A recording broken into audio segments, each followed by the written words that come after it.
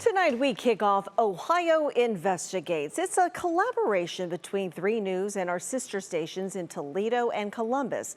Our first series uncovers $96 million in unpaid campaign finance fines.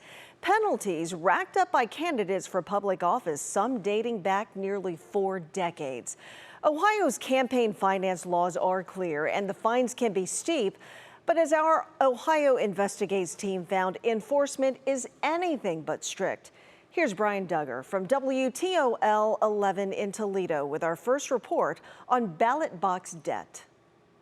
Ohio has been fining political candidates who violate campaign finance laws since the 1970s. Now, the fines currently on the books date to the 1980s, and they ballooned to almost $100 million. Now, the problem is that none of this money is being collected, or very little of it at least. And the system put in place to deal with this issue is about to be eliminated. The Ohio Secretary of State is about to assume a very large bill. The fines range from $25 to $100 per day for each missed deadline or incomplete filing. For some candidates, those daily penalties have accumulated for years, and for some, it's shocking. It's shocking when you say I only had $300 to actually just contribute to charity in order to close out the account.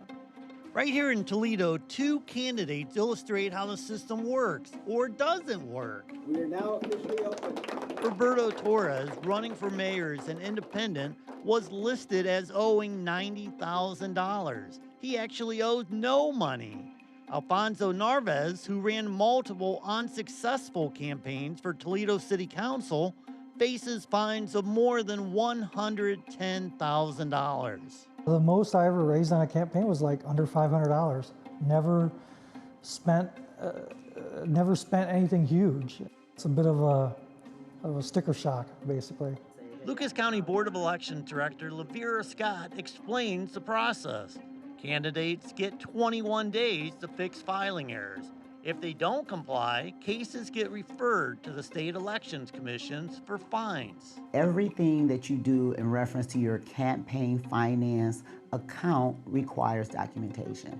And that's the thing I always tell people. If you're in doubt, first of all, go read the book.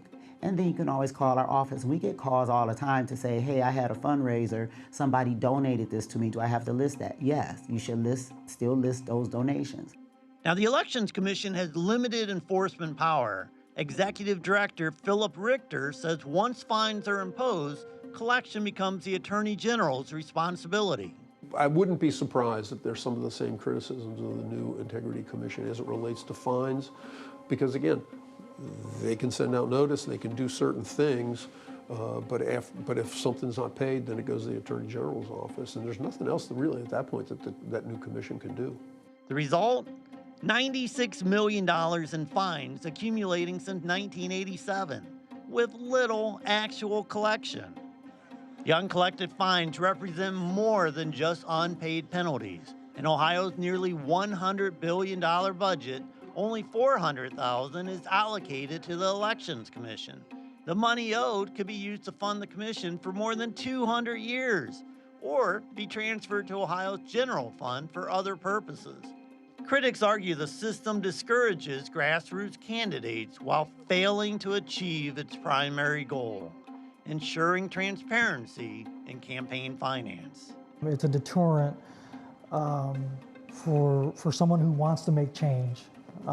It makes it very difficult for them to want to run. It's discouraging.